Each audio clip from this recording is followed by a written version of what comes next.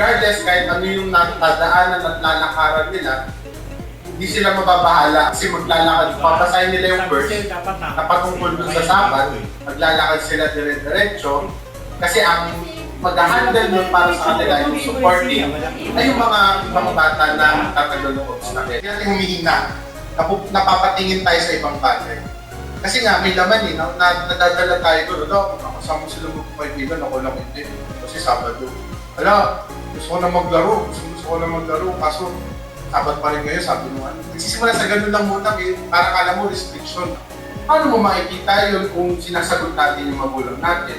Paano yun kung doon muna ako sa perspective nung nakapabata, wala tayong tiwala kay ate.